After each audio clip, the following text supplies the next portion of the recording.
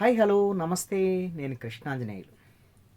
రాజకీయాల్లో శాశ్వత మిత్రులు శాశ్వత శత్రువులు ఉండరు అనేటువంటిది ఒక నానుడి. ఆంధ్రప్రదేశ్ అదేవిధంగా తెలంగాణలో ఇటీవల రాజుకున్న నీటి రాజకీయాలు, అదేవిధంగా ఇప్పుడు జరుగుతున్నటువంటి పరిణామాలు ఎందుకో రెండు తెలుగు రాష్ట్రాల్లో, తెలంగాణ ఆంధ్రప్రదేశ్ రాజకీయాల్లో వీళ్ళు వాళ్ళుగా, వాళ్ళు వీళ్ళుగా, మిత్రులు శత్రువులుగా, శత్రువులు మిత్రులుగా మారుతున్నారు అనేటువంటి విషయము కొంత అస్పష్టంగా అయినా సరే కనపడుతుంది.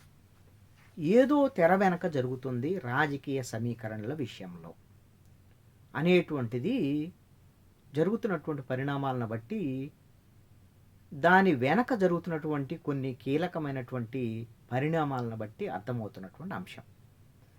నాకు తెలిసి నేను కొంత సమాచారాన్ని సేకరించాను. నాకు తెలిసినటువంటి కొన్ని విషయాలను మీ దృష్టికి తీసుకొస్తాను. నేను చెప్పేది కొంత అతిశయోక్తిగా అనిపించవచ్చు కొంతమందికి. లేదు అంటే వాస్తవ దగ్గరగా ఉంటే వాస్తవ దగ్గరగా ఉంది అని మీరు చెప్పొచ్చు. నేను చెప్పేటువంటిది అతిశక్తిగా ఉన్నా, లేకపోతే ఇది వాస్తవ రూపం దాల్చదు, ఇది వాస్తవం కానే కాదు అని మీ అభిప్రాయం అయినా సరే, మీరు నిర్మోహమాటంగా మీరు కామెంట్ చేయండి. దాని ద్వారాగా నేను సరిగ్గా ఆలోచిస్తున్నానా లేదా, నా సమాచారం, నేను సేకరిస్తున్న సమాచారం సరైనదా కాదా అనేటువంటి విషయాన్ని కూడా నేను మరొకసారి చెక్ చేసుకోవడానికి ప్రయత్నం చేస్తాను. వ్యూవర్స్ విషయంలో నేనేం తక్కువ అంచనా వేయటం లేదు.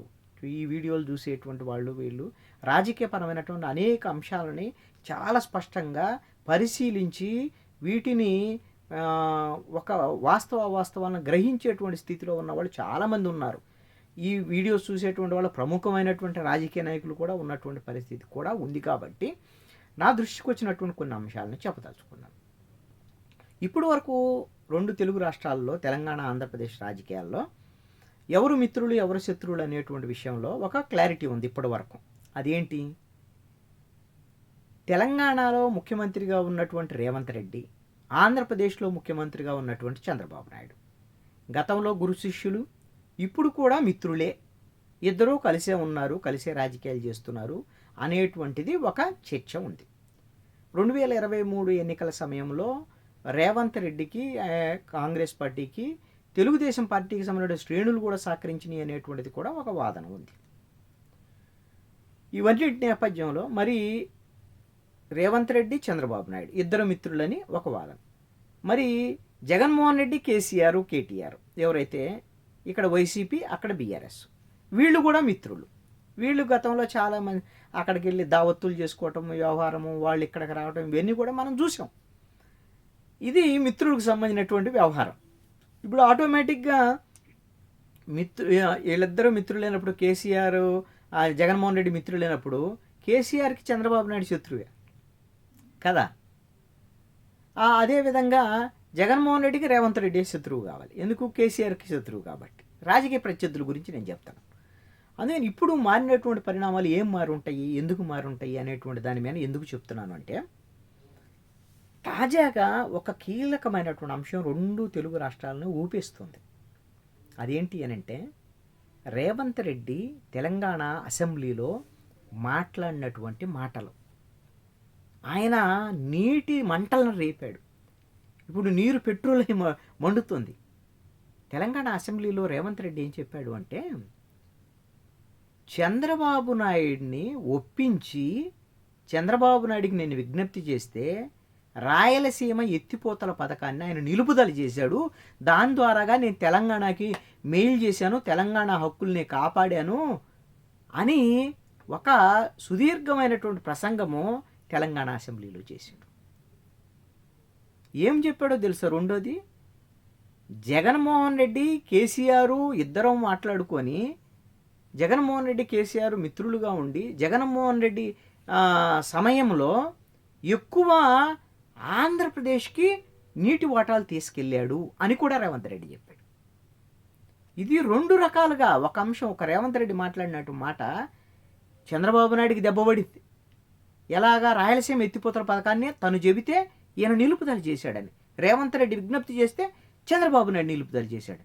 మరి రాయలసీమకు అన్యాయం చేసినట్టు కదా చంద్రబాబు నాయుడు. ఆ విధంగా చంద్రబాబు నాయుడికి దెబ్బ పడింది. మరి రాయలసీమ ప్రజలందరికీ ఎందుకు వైఎస్ఆర్ కాంగ్రెస్ పార్టీ ఇక్కడ దాన్ని తిప్పి తిప్పి చూడండి, మొత్తము కుమ్మక్కయ్యి తెలంగాణ వాళ్ళతో చంద్రబాబు నాయుడు రాయలసీమకు అన్యాయం చేశాడని వీళ్ళు ఒకటేమైనా ఇక ఆంధ్రప్రదేశ్లోని రాయలసీమలోని విపరీతమైన ప్రచారం చేస్తున్నాడు. జగన్మోహన్ రెడ్డి కూడా మొన్న ప్రెస్ మీట్లో కూడా మాట్లాడినటువంటి మాట. ఇంకొక వైపు రేవంత్ రెడ్డి ఏం చెప్పాడు, కేసీఆర్ సహకరించటం వల్ల జగన్మోహన్ రెడ్డి ఎక్కువ నీళ్లు ఆంధ్రప్రదేశ్ తీసుకెళ్ళాడని చెప్పాడు. ఇది కేసీఆర్ మీద కోపంతో చెప్పాడని అందరూ అనుకుంటున్నారు. కానీ ఆంధ్రప్రదేశ్కి జగన్మోహన్ రెడ్డి నీళ్లు ఎక్కువ తెచ్చాడు అనేటువంటి విషయాన్ని రేవంత్ రెడ్డి చెప్పాడు. ఆ విధంగా జగన్మోహన్ రెడ్డికి మేలు జరిగింది. ఈ అంశాలను చూసినప్పుడు ఏం జరిగింది, రేవంత్ రెడ్డి జగన్మోహన్ రెడ్డికి మేలు చేసేటువంటి విధంగా చూశాడు, చంద్రబాబు నాయుడికి దెబ్బ పడేటట్టు చూశాడు. ఇది ఎంత నష్టం అంటే మిత్రుల యొక్క వ్యవహార శైలి మారిందన్నమాట. దాన్ని అందిపుచ్చుకున్నాడు జగన్మోహన్ రెడ్డి. జగన్మోహన్ రెడ్డి ఏం చెప్పాడు, బీఆర్ఎస్ కన్నా కూడా రేవంత్ రెడ్డి వీళ్ళిద్దరు కుమ్మక్కయ్యి రేవంత్ రెడ్డిని ఈయన విమర్శలు చేస్తూ తెలంగాణకి మేలు చేసేటువంటి విధంగా ఉన్నాడు అనేటువంటి విధంగా జగన్మోహన్ రెడ్డి చెప్పాడు. ఎలా, రేవంత్ రెడ్డి అదేవిధంగా తెలంగాణకు సంబంధించినటువంటి విషయంలో ఆంధ్రాకి అన్యాయం చేసేటువంటి విధంగా రేవంత్ రెడ్డి వ్యవహరించాడు, ఆంధ్ర హక్కులను కాలరాసేటువంటి విధంగా వ్యవహరిస్తున్నాడు అనేటువంటి విధంగా జగన్మోహన్ రెడ్డి రేవంత్ రెడ్డిని టార్గెట్ చేశాడు. దీని ద్వారాగా రేవంత్ రెడ్డి తెలంగాణలో హీరో అంటే మన హక్కులను కాపాడటానికి రేవంత్ రెడ్డి సహకరిస్తున్నాడు, బాగా చేస్తున్నాడు, చంద్రబాబు నాయుడు సరిగ్గా చేయలేదు, అది మన కేసీఆర్ సరిగ్గా చేయలేదు అనేటువంటి అంశం తెలంగాణ ప్రజల్లో వచ్చేటువంటి దానికి అవకాశం ఉంటుంది. అంటే ఈ విధంగా జగన్మోహన్ రెడ్డి రేవంత్ రెడ్డికి ఉపయోగపడే విధంగా మాట్లాడాడు, కేసీఆర్కు నష్టం జరిగేటువంటి విధంగా మాట్లాడాడు. అంటే దీని వెనక రేవంత్ రెడ్డి మాట్లాడినేమో చంద్రబాబు నాయుడికి నష్టం జరిగింది, జగన్మోహన్ రెడ్డి మాట్లాడిన మాటలేమో కేసీఆర్కి నష్టం జరిగేటువంటి విధంగా ఉన్నాయి. దీని ద్వారా జరిగినటువంటి పరిణామం ఏంటి అని అంటే, తెర వెనక రేవంత్ రెడ్డి జగన్మోహన్ రెడ్డి కూడబలుక్కొని ఈ అంశాల మీద మాట్లాడి ఉండవచ్చు అనేటువంటి ఒక చర్చ జరుగుతుంది. లేదు మీరు మాట్లాడిన తప్పు, ఏదో రేవంత్ రెడ్డి యాదృచ్ఛికంగా అసెంబ్లీలో మాట్లాడి ఉంటాడు అని ఎవరన్నా అనుకుంటే, నేనైతే అలా అనుకోవటం లేదు. ఒక పక్కా ప్రణాళికతో జగన్మోహన్ రెడ్డి రేవంత్ రెడ్డి పక్కా ప్రణాళికతో మాట్లాడుకొని ఈ విధంగా ఒకటయ్యి తమ ప్రత్యర్థులుగా ఉన్నటువంటి వాళ్ళని దెబ్బతీసేటువంటి లక్ష్యంతో ముందుకు వెళ్ళబోతున్నారు అనేటువంటిది కనపడుతున్నటువంటి అంశం.